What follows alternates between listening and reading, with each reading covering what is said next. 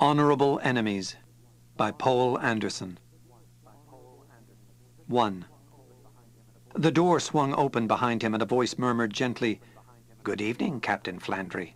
He spun around, grabbing for his stun pistol in a wild reflex, and found himself looking down the muzzle of a blaster. Slowly, then, he let his hands fall and stood taut, his eyes searching beyond the weapon and the slender six-fingered hand that held it, to the tall, gaunt body and the sardonically smiling face behind. The face was humanoid, lean, hawk-nosed, golden-skinned, with brilliant amber eyes under feathery blue brows, and a high crest of shining blue feathers rising from the narrow, hairless skull. The being was dressed in the simple white tunic of his people, leaving his clawed avian feet bare. But there were insignia of rank bejeweled around his neck, and a cloak like a gush of blood ran from his wide shoulders. A Mercian. But they'd all been occupied elsewhere. Flandry had seen to that. What had slipped up? With an effort, Flandry relaxed and let a wry smile cross his face. Never mind who was to blame. He was trapped in the Mercian chambers and had to think of a way to escape with a whole skin. His mind whirred with thought. Memory came. This was Eikereke of Cherion, who had come to join the Mercian embassy only a few days before, presumably on some mission corresponding to Flandry's. "Pardon the intrusion," he said. "It was purely professional, no offense meant." "And none taken," said Eikereke politely. He spoke faultless Anglic, only the faintest hint of his race's harsh accent in the syllables. But courtesy between spies was meaningless. It would be too easy to blast down the intruder and later express his immense regret that he had shot down the ace intelligence officer of the terrestrial empire under the mistaken impression that it was a burglar. Somehow, though, Flandry didn't think that the Cherionite would be guilty of such crudeness. His mysterious people were too old, too coldly civilized, and Eikereke himself had too great a reputation for subtlety. Flandry had heard of him before. He would be planning something worse. "That is quite correct," nodded Eikereke. Flandry started. Could the being guess his exact thoughts? "But if you will pardon my saying so, you yourself have committed a bit of clumsiness in trying to search our quarters. There are better ways of getting information." Flandry gauged distances and angles. There was a vase on a table close to hand. If he could grab it up and throw it at Eikerike's gun hand, the blaster waved negligently. "I would advise against the attempt," said the Cherionite. He stood aside. "Good evening, Captain Flandry," he said. The Terran moved toward the door. He couldn't let himself be thrown out this way, not when his whole mission depended on finding out what the Mercians were up to. If he could make a sudden lunge as he passed close. He threw himself sideways with a twisting motion that brought him under the blaster muzzle. Hampered by a greater gravity than the folk of his small planet were used to, Eikereke couldn't dodge quickly enough, but he swung the blaster with a vicious precision across Flandry's jaw. The Terran stumbled, clasping the Cherionite's narrow waist. Eikereke slugged him at the base of the skull, and he fell to the floor.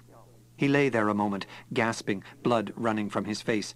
Eikerike's voice jeered at him from a roaring darkness. "Really, Captain Flandry, I had thought better of you. Now please leave." Sickly, the Terran crawled to his feet and went out the door. Eikereke stood in the entrance watching him go, a faint smile on his hard, gaunt visage. Flandry went down endless corridors of polished stone to the suite given the terrestrial mission. Most of them were at the feast. The ornate room stood almost empty. He threw himself into a chair and signaled his personal slave for a drink, a stiff one. There was a light step and the suggestive whisper of a long, silkite skirt behind him. He looked around and saw Alain Chang Li, the Lady Mar of Syrtis, his partner on the mission and one of Saul's loveliest women, as well as one of its top field agents for intelligence. She was tall and slender, dark of hair and eye, with the high cheekbones and ivory skin of a mixed heritage such as most Terrans showed these days. Her sea-blue gown did little more than emphasize the appropriate features. Flandry liked to look at her, though he was pretty well immune to beautiful women by now. "What was the trouble?" she asked at once. "What brings you here?" he responded. "I thought you'd be at the party helping distract everyone." "I just wanted to rest for a while," she said. "Official functions at Saul get awfully dull and stuffy, but they go to the other extreme at Betelgeuse. I wanted to hear silence for a while." And then with grave concern, "But you ran into trouble." How the hell it happened, I can't imagine, said Flandry. Look, we prevailed on the Sartaz to throw a brawl with everybody invited. We made double sure that every Mersian on the planet would be there. They'd trust to their robo-locks to keep their quarters safe. They have absolutely no way of knowing that I found a way to nullify a robo-lock. So what happens? I no sooner get inside than Acurake of Cherion walks in with a blaster in his hot little hand. He anticipates everything I try and finally shows me the door. Finish. Acurake. I've heard the name somewhere, but it doesn't sound Mercian. It isn't. Cherion is an obscure but very old planet in the Mersian Empire. Its people have full citizenship with the dominant race, just as our empire grants terrestrial citizenship to many non-humans. Acurake is one of Mercia's leading intelligence agents. Few people have heard of him precisely because he's so good. I've never clashed with him before, though. I know who you mean now, she nodded. If he's as you say, and he's here on Alfzar, it isn't good news. Flandry shrugged. Now we'll just have to take him into account then, as if this mission weren't tough enough. He got up and walked to the balcony window. The 2 moons of Alfzar were up, pouring coppery light on the broad reach of the palace gardens. The warm wind blew in with scent of strange flowers that had never bloomed under Sol, and they caught the faint sound of the weird, tuneless music which the monarch of Betelgeuse favored. For a moment, as he looked at the ruddy moonlight and the thronging stars, Flandry felt a wave of discouragement. The galaxy was too big. Even the 4 million stars of the terrestrial empire were too many for one man ever to know in a lifetime. And there were the rival Imperia out in the darkness of space, Gorazan, Chytri, and Mercia, like a hungry beast of prey. Too much, too much. The individual counted for too little in the enormous chaos which was modern civilization. He thought of Aline. It was her business to know who such beings as Acurake were, but one human skull couldn't hold a universe. Knowledge and power were lacking. Too many mutually alien races, too many forces clashing in space, and so desperately few who comprehended the situation and tried their feeble best to help, naked hands battering at an avalanche as it ground down on them. Aline came over and took his arm. Her white, lovely face turned up to his, vague in the moonlight, with a look he knew too well. He'd have to avoid her when or if they got back to Terra. He didn't want to hurt her, but neither could he be tied to any single human. "You're discouraged with one failure?" she asked lightly. "Dominic Flandry, the single-handed conqueror of Scothania, worried by one skinny bird being?" "I just don't see how he knew I was going to search his place," muttered Flandry. "I've never been caught that way before, not even when I was the worst cub in the service. Some of our best men have gone down before Acurake. I'm convinced McMurtry's disappearance at Polaris was his work. Maybe it's our turn now." "Oh, come off it," she laughed. "You must have been drinking Sorgon when they told you about him." "Sorgon?" His brows lifted. "Ah, now I can tell you something you don't know." She was trying desperately hard to be gay. "Well, not that it's very important. I only happened to hear of it while talking with one of the Alfzarian narcotics detail. It's just a drug produced on one of the planets here. Singator, I think, with the curious property of depressing certain brain centers such that the victim loses all critical sense. He has absolute faith in whatever he's told." Could be useful in our line of work." "Not very. Hypnoprobes are better for interrogation, and there are more reliable ways of producing fanatics. The drug has an antidote which also confers permanent immunity, so it's not much use, really, and the Sartaz has suppressed its manufacture." "I should think our intelligence would like to keep a little on hand just in case," he said thoughtfully. "And of course certain nobles in all the empires, ours included, would find it handy for purposes of seduction." "What are you thinking of?" she teased him. "Nothing. I don't need it," he said smugly. The digression had shaken him out of his dark mood. "Come on," he said. "Let's go join the party." She went along at his side. There was a speculative look about her. 2. Usually the giant stars have many planets, and Betelgeuse, with 47, is no exception. Of these, 6 have intelligent native races, and the combined resources of the whole system are considerable, even in a civilization used to thinking in terms of thousands of stars. When the first terrestrial explorers arrived almost 1,000 years previously, they found that the people of Alfzar had already mastered interplanetary travel and were in the process of conquering the other worlds, a process speeded up by their rapid adoption of the more advanced human technology. However, they had not attempted to establish an empire on the scale of Saul or Mercia, contenting themselves with maintaining hegemony over enough neighbor suns to protect themselves. There had been clashes with the expanding powers around them, but generations of wily Sartazes had found it profitable to play their potential enemies off against each other, and the great states had in turn found it expedient to maintain Betelgeuse as a buffer against their rivals and against the peripheral barbarians. But the gathering tension between Terra and Mercia had raised Betelgeuse to a position of critical importance. Lying squarely between the two great empires, she was in a position with her powerful fleet to command the most direct route between them and, if allied with either one, to strike at the heart of the other. If Mercia could get the alliance, it would very probably be the last preparation she considered necessary for war with Terra.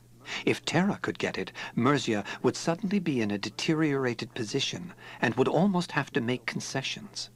So both empires had missions on Alfzar trying to persuade the Sartaz of the rightness of their respective causes and the immense profits to be had by joining. Pressure was being applied wherever possible. Officials were lavishly bribed. Spies were swarming through the system, getting whatever information they could and, of course, being immediately disowned by their governments if they were caught. It was normal diplomatic procedure, but its critical importance had made the service send two of its best agents, Flandry and Aline, to Betelgeuse to do what they could in persuading the Sartaz, finding out his weaknesses and throwing as many monkey wrenches as possible into the Mercian activities.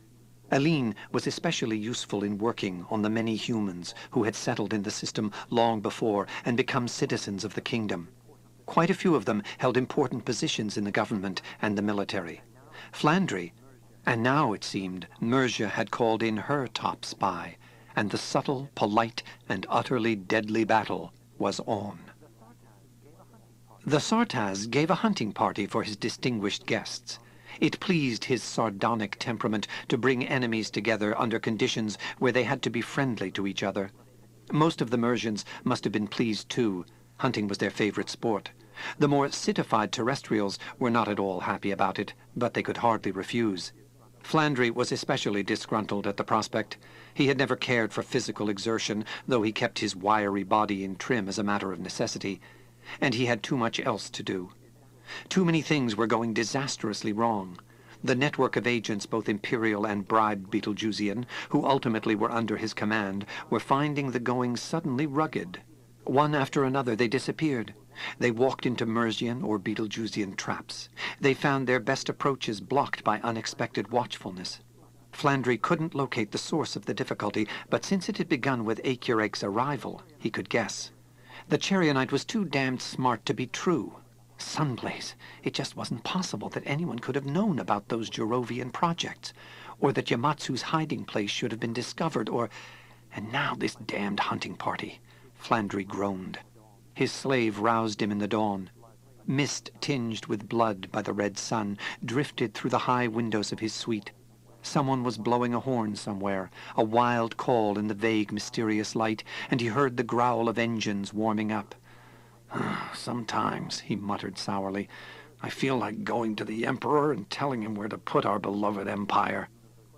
Breakfast made the universe slightly more tolerable.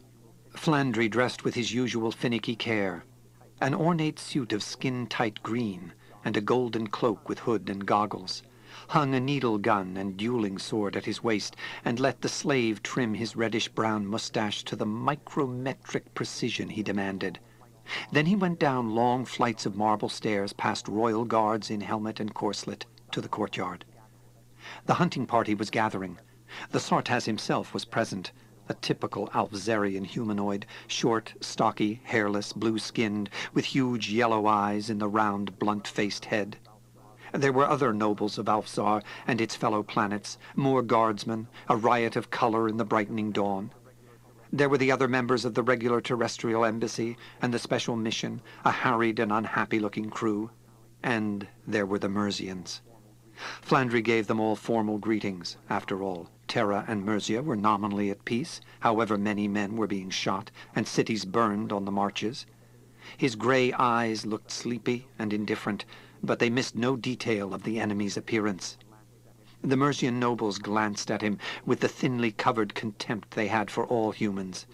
They were mammals, but with more traces of reptilian ancestry in them than Terrans showed. A huge thewed 2 meters they stood, with a spiny ridge running from forehead to the end of the long, thick tail which they could use to such terrible effect in hand-to-hand battle. Their hairless skins were pale green, faintly scaled, but their massive faces were practically human. Arrogant black eyes under heavy brow ridges met Flandry's gaze with a challenge. "I can understand that they despise us," he thought. "Their civilization is young and vigorous, its energies turned ruthlessly outward. Terra is old, satiated, decadent. Our whole policy is directed toward maintaining the galactic status quo, not because we love peace, but because we're comfortable the way things are. We stand in the way of Mercia's dream of an all-embracing galactic empire. We're the first ones they have to smash. I wonder, historically they may be on the right side. But Terra has seen too much bloodshed in her history, has too wise and weary a view of life. We've given up seeking perfection and glory. We've learned that they're chimerical, but that knowledge is a kind of death within us. Still, I certainly don't want to see planets aflame and humans enslaved and an alien culture taking up the future. Terra is willing to compromise, but the only compromise Mercia will ever make is with overwhelming force, which is why I'm here." There was a stir in the streaming red mist, and Acurake's tall form was beside him. The Cheryonite's lean face smiled amiably at him. "Good morning, Captain Flandry," he said. "Oh, good morning," said Flandry, starting. The avian unnerved him. For the first time he had met his professional superior, and he didn't like it. But he couldn't help liking Acurake personally. As they stood waiting, they fell to talking of Polaris and its strange worlds, from which the conversation drifted to the comparative anthropology of intelligent primitives throughout the galaxy. Acurake had a vast fund of knowledge, and a wry humor matching Flandry's.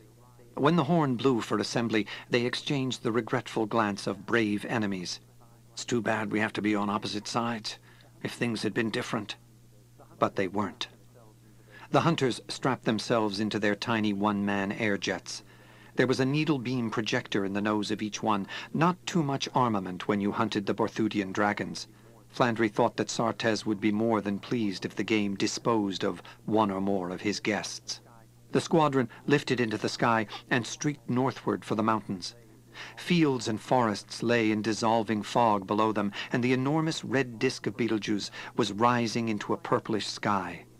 Despite himself, Flandry enjoyed the reckless speed and the roar of cloven air around him.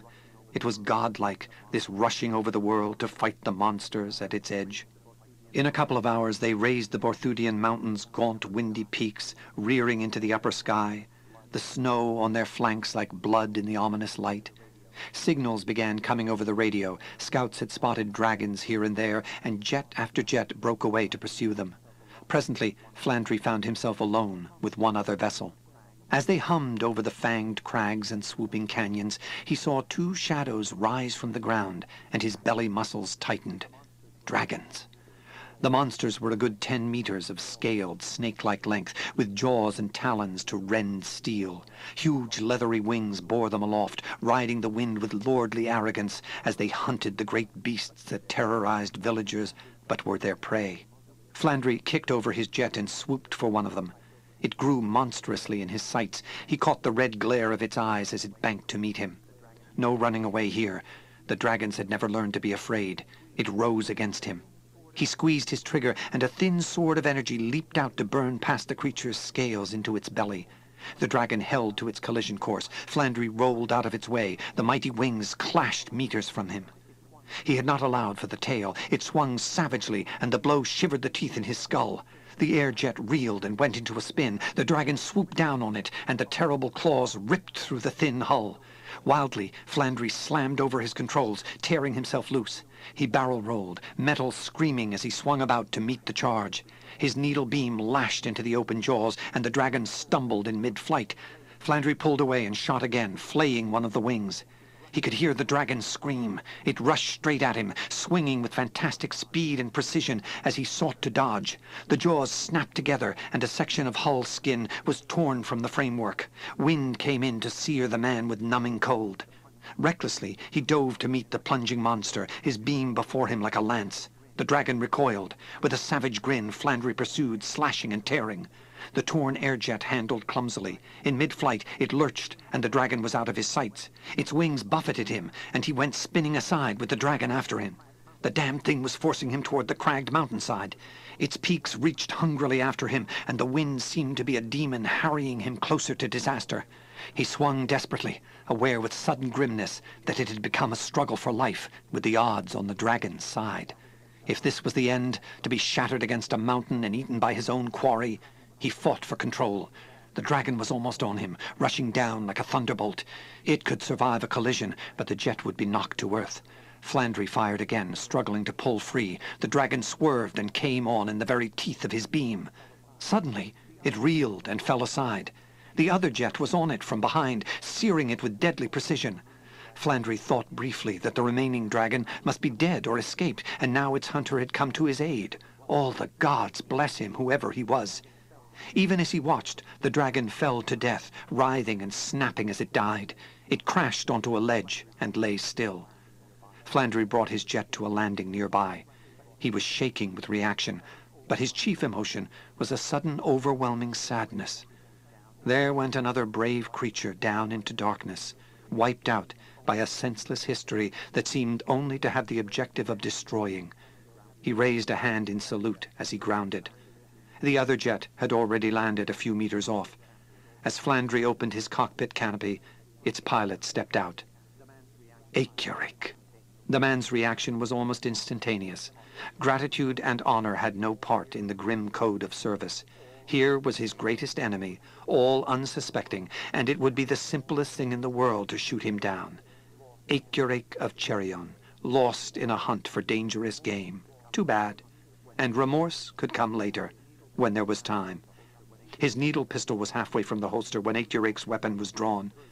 Through the booming wind, he heard the alien's quiet voice. No. He raised his own hands, and his smile was bitter. Go ahead, he invited. You've got the drop on me. Not at all, said Eikirik. Believe me, Captain Flandry, I will never kill you except in self-defense. But since I will always be forewarned of your plans, you may as well abandon them. Flandry nodded, too weary to feel the shock of the tremendous revelation which was there. Thanks, he said. For saving my life, that is. You're too useful to die, replied Eikirik candidly. But I'm glad of it. They took the dragon's head and flew slowly back toward the palace. Flandry's mind whirled with a gathering dismay.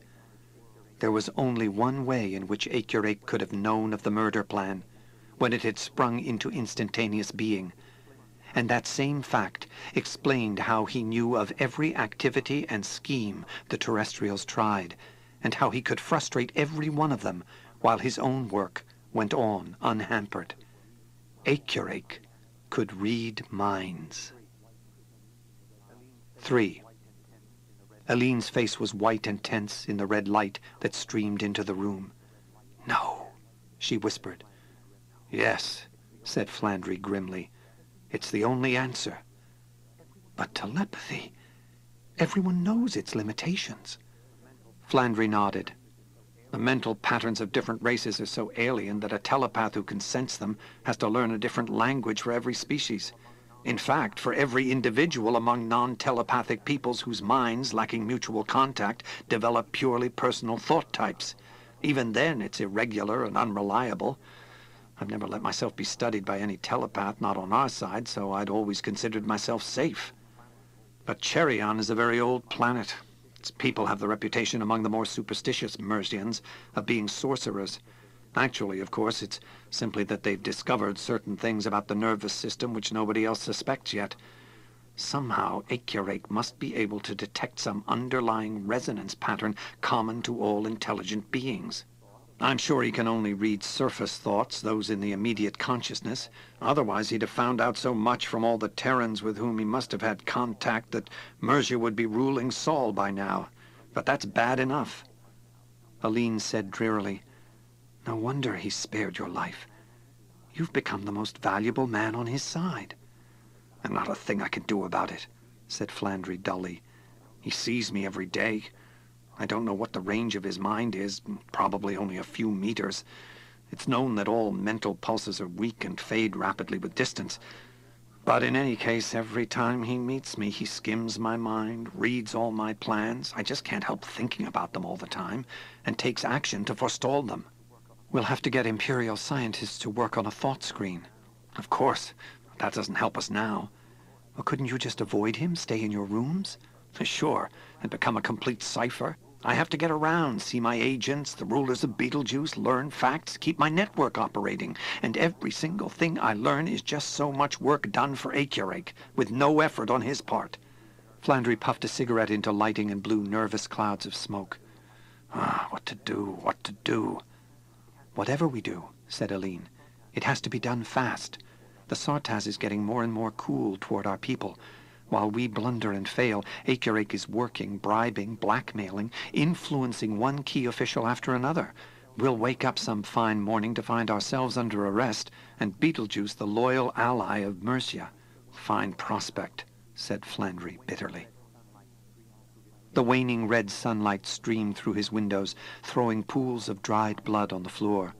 The palace was quiet, the nobles resting after the hunt, the servants scurrying about, preparing the night's feast. Flandry looked around the weird decorations, at the unearthly light and the distorted landscape beyond the windows. Strange world under a strange sun, and himself the virtual prisoner of its alien and increasingly hostile people. He had a sudden wild feeling of being trapped. "I suppose I should be spinning some elaborate counterplot," he said hopelessly. "Then, of course, I'll have to go down to the banquet and let Acurake read every detail of it, every little thing I know, laid open to his eyes, because I just can't suppress my own thoughts." Aline's eyes widened, and her slim hand tightened over his. "What is it?" he asked. "What's your idea?" "Oh, nothing, Dominic, nothing." She smiled wearily. "I have some direct contact with Saul, and—" "You never told me that." "No reason for you to know it. I was just wondering if I should report this new trouble or not. Galaxy knows how those muddle-headed bureaucrats back home will react to the news. Probably yank us back and cashier us for incompetence." She leaned closer, and her words came low and urgent. "Go find Acurake, Dominic. Talk to him. Keep him busy. Don't let him come near me to interfere. He'll know what you're doing, naturally, but he won't be able to do much about it if you're as clever a talker as they say. Make some excuse for me tonight, too, so I don't have to attend the banquet. Tell them I'm sick or something. Keep him away from me." "Sure," he said with a little of his old spirit back, "but whatever you're hatching in that lovely head, be quick about it. He'll get at you mighty soon, you know." He got up and left. She watched him go. There was a dawning smile on her lips. Flandry was more than a little drunk when the party ended. Wine flowed freely at a Betelgeusian banquet, together with music, food, and dancing girls of every race present. He had enjoyed himself in spite of everything. Most of all, he admitted, he'd enjoyed talking to Acurake. The being was a genius of the first order in almost every field, and it had been pleasant to forget the dreadfully imminent catastrophe for a while. He entered his chambers. Aline stood by a little table, and the muted light streamed off her unbound hair and the shimmering robe she wore. Impulsively, he kissed her. "Good night, honey," he said. "It was nice of you to wait up for me." She didn't leave for her own quarters. Instead, she held out one of the ornate goblets on the table. "Have a nightcap, Dominic," she invited. "No, thanks. I've had entirely too much." "For me?" She smiled irresistibly. He clinked glasses with her and let the dark wine go down his throat. It had a peculiar taste, and suddenly he felt dizzy. The room wavered and tilted under him. He sat down on his bed until it had passed, but there was an oddness in his head that wouldn't go away. "Potent stuff," he muttered. "We don't have the easiest job in the world," said Aline softly. "We deserve a little relaxation." She sat down beside him.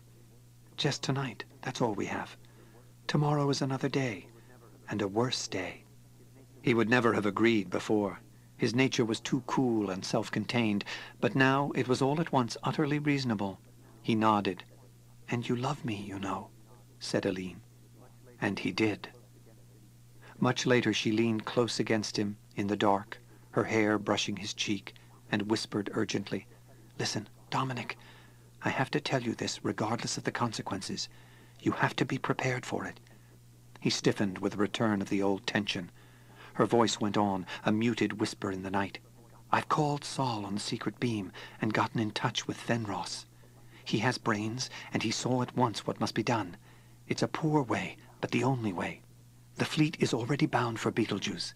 The Mercians think most of our strength is concentrated near Lenothar, but that's just a brilliant piece of deception. Fenros work. Actually, the main body is quite near, and they've got a new energy screen that'll let them slip past the Betelgeusean cordon without being detected. The night after tomorrow, a strong squadron will land in Gunazar Valley in the Borthudians and establish a beachhead. A detachment will immediately move to occupy the capital and capture the Sartaz and his court." Flandry lay rigid with the shock of it. "But this means war," he gasped. "Mercia will strike at once, and we'll have to fight Betelgeuse too." "I know, but the Imperium has decided we'll have a better chance this way. Otherwise, it looks as if Betelgeuse will go to the enemy by default. It's up to us to keep the Sartaz and his court from suspecting the truth till it's too late. We have to keep them here at the palace. The capture of the leaders of an absolute monarchy is always a disastrous blow. Fenros and Walton think Betelgeuse will surrender before Mercia can get here. By hook or by crook, Dominic, you've got to keep them unaware. That's your job. At the same time, keep on distracting Acurake. Keep him off my neck." She yawned and kissed him. "Better go to sleep now," she said. "We've got a tough couple of days ahead of us." He couldn't sleep. He got up when she was breathing quietly and walked over to the balcony. The knowledge was staggering. That the Empire, the bungling, decadent Empire, could pull such a stroke and hope to get away with it. Something stirred in the garden below. The moonlight was like clotted blood on the figure that paced between two Mercian bodyguards. Acurake! Flandry stiffened in dismay. The Cherionite looked up, and he saw the wise smile on the telepath's face. He knew. In the following 2 days, Flandry worked as he had rarely worked before. There wasn't much physical labor involved, but he had to maintain a web of complications such that the Sartaz would have no chance for a private audience with the Mercian and would not leave the capital on one of his capricious journeys. There was also the matter of informing such Betelgeusean traitors as were on his side to be ready, and it was nerve-shattering. To make matters worse, something was wrong with him. Clear thought was an effort. He had a new and disastrous tendency to take everything at face value. What had happened to him? Acurake excused himself on the morning after Aline's revelation and disappeared. He was out arranging something hellish for the Terrans when they arrived, and there was nothing Flandry could do about it. But at least it left him and Aline free to carry on their own work. He knew the Mercian fleet could not get near Betelgeuse before the Terrans landed. It is simply not possible to conceal the approximate whereabouts of a large fighting force from the enemy. How it had been managed for Terra, Flandry couldn't imagine. He supposed that it would not be too large a task force which was to occupy Alfsar, but that made its mission all the more precarious. The tension gathered hour by slow hour. Aline went her own way, conferring with General Bronson, the human Betelgeusean officer whom she had made her personal property. Perhaps he could disorganize the native fleet at the moment when Terra struck. The Mercian nobles plainly knew what Acurake had found out. They looked at the humans with frank hatred, but they made no overt attempt to warn the Sartaz. Maybe they didn't think they could work through the wall of suborned and confused officials which Flandry had built around him. More likely, Acurake had suggested a better plan for them. There was none of the sense of defeat in them, which slowly gathered in the human. It was like being caught in spider webs, fighting, clinging gray stuff that blinded and choked and couldn't be pulled away. Flandry grew haggard. He shook with nervousness, and the 2 days dragged on. He looked up Gunazar Valley in the atlas. It was uninhabited and desolate, the home of winds and the lair of dragons. A good place for a secret landing, only how secret was a landing that Acurake knew all about and was obviously ready to meet? "Oh, there isn't much chance, Aline," he said to her. "Not a prayer, really. We'll just have to keep going." She was more buoyant than he, seemed almost cheerful as time stumbled past. She stroked his hair tenderly. Poor Dominic, it isn't easy for you. The huge sun sank below the horizon. The second day, and tonight was the hour of decision. Flandry came into the great conference hall to find it almost empty. "Where are the Mercians, Your Majesty?" he asked the Sartaz. "They all went off on a special mission," snapped the ruler. He was plainly ill-pleased with the intriguing around him, of which he would be well aware. A special mission? Oh, almighty gods! Aline and Bronson came in and gave the monarch formal greeting. "With your permission, Your Majesty," said the general, "I would like to show you something of great importance in about 2 hours. "Yes, yes," mumbled the Sartaz, and stalked out. Flandry sat down and rested his head on one hand. Aline touched his shoulder gently. "Tired, Dominic?" she asked. "Yeah," he said. "I feel rotten. Just can't think these days." She signaled to a slave, who brought a beaker forward. "This will help," she said. He noticed sudden tears in her eyes. What was the matter? He drank it down without thought. It caught at him. He choked and grabbed the chair arms for support. "What the devil?" he gasped. It spread through him with a sudden coolness that ran along his nerves toward his brain. It was like the hand that Aline had laid on his head, calming, soothing, clearing. Suddenly he sprang to his feet. The whole preposterous thing stood forth in its raw grotesquerie, tissue of falsehoods, monstrosity of illogic. The fleet couldn't have moved a whole task force this close without the Mercian intelligence knowing of it. There couldn't be a new energy screen that he hadn't heard of. Fenros would never try so fantastic a scheme as the occupation of Betelgeuse before all hope was gone. He didn't love Aline. She was brave and lovely, but he didn't love her. But he had. 3 minutes ago, he had been desperately in love with her. He looked at her through blurring eyes as the enormous truth grew on him. She nodded gravely, not seeming to care that tears were running down her cheeks. Her lips whispered a word that he could barely catch. "Goodbye. Goodbye, my dearest."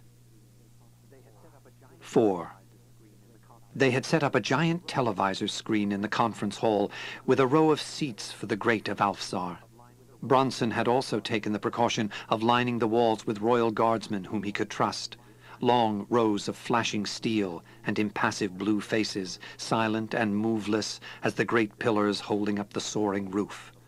The general paced nervously up and down before the screen, looking at his watch unnecessarily often. Sweat glistened on his forehead.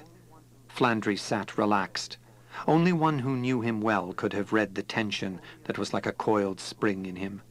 Only Aline seemed remote from the scene, too wrapped in her own thoughts to care what went on. "If this doesn't work, we'll probably be hanged," said Bronson. "It ought to," answered Flandry tonelessly. "If it doesn't, I won't give much of a damn whether we hang or not." He was prevaricating there. Flandry was uncommonly fond of living, for all the wistful half-dreams that sometimes rose to torment him. A trumpet shrilled high, brassy music between the walls and up to the ringing rafters. They rose and stood at attention as the Sartaz and his court swept in. His yellow eyes were suspicious as they raked the 3 humans. "You said that there was to be a showing of an important matter," he declared flatly. "I hope that is correct." "It is, Your Majesty," said Flandry easily. He was back in his element. The fencing with words, the casting of nets to entrap minds. "It is a matter of such immense importance that it should have been revealed to you weeks ago. Unfortunately, circumstances did not permit that, as the court shall presently see, so that Your Majesty's loyal general was forced to act on his own discretion with what help we of Terra could give him. But if our work has gone well, the moment of revelation should also be that of salvation." "It had better be," said the Sartaz ominously. "I warn you, all of you, that I am sick of the spying and corruption the empires have brought with them. It is about time to cut the evil growth from Betelgeuse." "Terra has never wished Betelgeuse anything but good, Your Majesty," said Flandry. "And as it happens, we can now offer proof of that, if—" Another trumpet cut off his voice, and the warder's shout rang and boomed down the hall. "Your Majesty, the ambassador of the Empire of Mercia asks audience." The huge green form of Lord Corvash of Mercia filled the doorway with a flare of gold and jewelry, and beside him, Eicherek. Flandry was briefly rigid with shock. If his brilliant and deadly opponent came into the game now, the whole plan might crash to ruin. It was a daring, precarious structure which Aline had built. The faintest breath of argument could dissolve it, and then the lightning would strike. It was not permitted to bear firearms within the palace, but the dueling sword was part of full dress. Flandry drew his with a hiss of metal and shouted aloud, "Seize those beings! They mean to kill the Sartaz!" Eicherek's golden eyes widened as he saw what was in Flandry's mind. He opened his mouth to denounce the Terran, and leaped back just in time to avoid the man's murderous thrust. His own rapier sprang into his hand. In a whir of steel the two spies met. Corvash, the Mercian, drew his own great blade in sheer reflex. "Strike him down!" yelled Aline. Before the amazed Sartaz could act, she had pulled the stun pistol he carried from the holster and sent the Mercian toppling to the floor. She bent over him, deftly removing a tiny needle gun from her bodice and palming it on the ambassador. "Look, Your Majesty," she said breathlessly. "He had a deadly weapon. We knew the Mercians planned no good, but we never thought they would dare." The Sartaz's gaze was shrewd on her. "Maybe we'd better wait to hear his side of it," he murmured. Since Corvash would be in no position to explain his side for a good hour, Aline considered it a victory. But Flandry, her eyes grew wide, and she drew a hissing gasp as she saw him fighting Eicherek. It was the swiftest, most vicious duel she had ever seen, leaping figures and blades that were a blur of speed, back and forth along the hall in a clamor of steel and blood. "Stop them!" she cried, and raised the stunner. The Sartaz laid a hand on hers and took the weapon away. "No," he said. "Let them have it out. I haven't seen such a show in years." "Dominic," she whispered. Flandry had always thought himself a peerless fencer, but Eicherek was his match. The Charianite was hampered by gravity, but he had a speed and precision which no human could ever meet.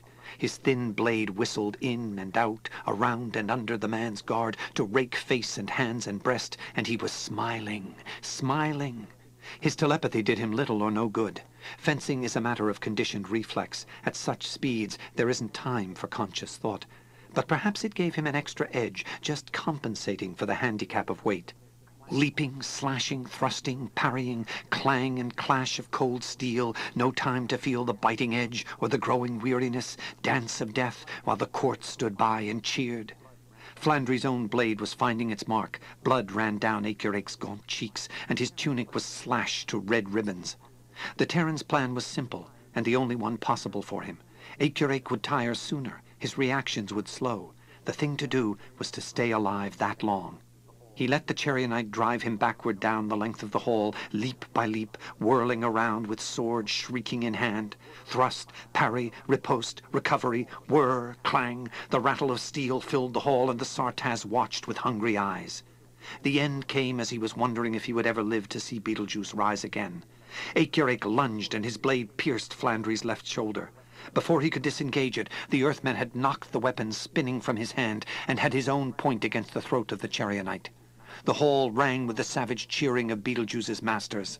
"Disarm them!" shouted the Sartaz. Flandry drew a sobbing breath. "Your Majesty," he gasped, "let me guard this fellow while General Bronson goes on with our show." The Sartaz nodded. It fitted his sense of things. Flandry thought with a hard glee, "Eicherek, if you open your mouth, so help me, I'll run you through." The Charianite shrugged, but his smile was bitter. "Dominic, Dominic!" cried Aline between laughter and tears. General Bronson turned to her. He was shaken by the near ruin. "Can you talk to them?" he whispered. "I'm no good at it." Aline nodded and stood boldly forth. "Your Majesty and nobles of the court," she said, "we shall now prove the statements we made about the treachery of Mercia. We of Terra found out that the Mercians were planning to seize Alfsar and hold it and yourselves until their own fleet could arrive to complete the occupation. To that end, they are assembling this very night in Gunazar Valley of the Borthudian Range. A flying squad will attack and capture the palace." She waited until the uproar had subsided. "We could not tell your Majesty or any of the highest in the court. she resumed coolly. For the Mercian spies were everywhere, and we had reason to believe that one of them could read your minds. If they had known anyone knew of their plans, they would have acted at once. Instead, we contacted General Bronson, who was not high enough to merit their attention, but who did have enough power to act as the situation required. We planned a trap for the enemy. For one thing, we mounted telescopic telecameras in the valley. With your permission, I will now show what is going on there this instant. She turned a switch, and the scene came to life. Naked crags and cliffs reaching up toward the red moons, and a stir of activity in the shadows. Armored forms were moving about, setting up atomic guns, warming the engines of spaceships, and they were Mercians. The Sartaz snarled. Someone asked, "How do we know this is not a falsified transmission?" "You will be able to see their remains for yourself," said Aline. "Our plan was very simple. We planted atomic landmines in the ground. They are radio-controlled." She held up a small switch box wired to the televisor, and her smile was grim. "This is the control. Perhaps your Majesty would like to press the button?" "Give it to me," said the Sartaz thickly. He thumbed the switch. A blue-white glare of hell flame lit the screen. They had a vision of the ground fountaining upward, the cliffs toppling down, a cloud of radioactive dust boiling up toward the moons, and then the screen went dark. "The cameras have been destroyed," said Aline quietly. "Now, Your Majesty, I suggest that you send scouts there immediately. They will find enough remains to verify what the televisor has shown. I would further suggest that a power which maintains armed forces within your own territory is not a friendly one." Corvash and Akerake were to be deported with whatever other Mercians were left in the system. Once Betelgeuse had broken diplomatic relations with their state and begun negotiating an alliance with Terra. The evening before they left, Flandry gave a small party for them in his apartment. Only he and Aline were there to meet them when they entered.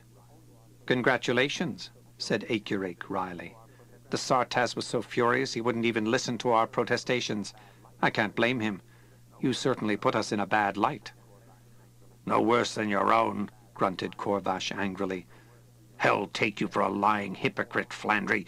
You know that Terra has her own forces and agents in the Betelgeusian system, hidden on wild moons and asteroids. It's part of the game." "Of course I know it," smiled the Terran. "But does the Sartaz? However, it's as you say, the game, the great game. You don't hate the one who beats you in chess. Why then hate us for winning this round?" "Oh, I don't," said Akerake. "There will be other rounds." "You've lost much less than we would have," said Flandry. "This alliance has strengthened Terra enough for her to halt your designs, at least temporarily. But we aren't going to use that strength to launch a war against you, though I admit that we should. The Empire wants only to keep the peace." "Because it doesn't dare fight a war," snapped Corvash. They didn't answer. Perhaps they were thinking of the cities that would not be bombed, and the young men that would not have to go out to be killed. Perhaps they were simply enjoying a victory. Flandry poured wine. "To our future amiable enmity," he toasted. "I still don't see how you did it," said Corvash. "Aline did it," said Flandry. "Tell them, Aline." She shook her head. She had withdrawn into a quietness which was foreign to her. "Go ahead, Dominic," she murmured. "It was really your show." "Well," said Flandry, not loath to expound, "when we realized that Akerake could read our minds, it looked pretty hopeless. How can you possibly lie to a telepath? Aline found the answer by getting information which just isn't true. There's a drug in this system called Sorgan, which has the property of making its user believe anything he's told. Aline fed me some without my knowledge, and then told me that fantastic lie about Terra coming in to occupy Alfzar, and of course I accepted it as absolute truth, which you, Akerake, read in my mind." "I was puzzled," admitted the Chernite. "It just didn't look reasonable to me. But as you said, there didn't seem to be any way to lie to a telepath." "Aline's main worry was then to keep out of mind-reading range," said Flandry. "You helped us there by going off to prepare a warm reception for the Terrans. You gathered all your forces in the valley, ready to blast our ships out of the sky." "Why didn't you go to the Sartaz with what you knew, or thought you knew?" asked Corvash accusingly. Akerake shrugged. I knew Captain Flandry would be doing his best to prevent me from doing that, and to discredit any information I could get that high, he said. You yourself agreed that our best opportunity lay in repulsing the initial attack ourselves. That would gain us far more favor with the Sartaz. Moreover, since there would have been overt acts on both sides, war between Beetlejuice and Terra would have been inevitable, whereas if the Sartaz had learned in time of the impending assault, he might have tried to negotiate. I suppose so, said Corvash glumly. Aline, of course, prevailed on Bronson to mine the valley, said Flandry. The rest you know. When you yourselves showed up, to tell the Sartaz, now that it was too late, said Acurate. We were afraid that the ensuing argument would damage our own show, so we used violence to shut you up until it had been played out. Flandry spread his hands in a gesture of finality. And that, gentlemen, is that. There will be other tomorrows, said Acurate gently, but I am glad we can meet in peace tonight. The party lasted well on toward dawn. When the aliens left, with many slightly tipsy expressions of goodwill and respect, Acurate took Aline's hand in his own bony fingers. His strange golden eyes searched hers, even as she knew his mind was looking into the depths of her own. Goodbye, my dear, he said too softly for the others to hear. As long as there are women like you, I think Terra will endure. She watched his tall form go down the corridor, and her vision blurred a little. It was strange to think that her enemy knew what the man beside her did not. The end.